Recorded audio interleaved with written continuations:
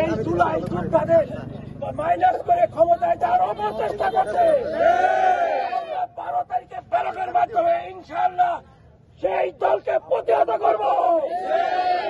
আপনারা জানেন এইখানে যারা আছে অনেকেই বিগত 18 বছরে কোনো ভোট দিতে পারে নাই। আমরা এইবার আনন্দের সঙ্গে সেই 17 বছরের জ্ঞানীকে দূর করে স্বতঃস্ফূর্তভাবে সবাই যে যেখানের ভোটার জামাত ইসলামের ডাকে যে 11 দলীয় জোট হয়েছে সেই জোটের পক্ষে আমরা ভোট দিব।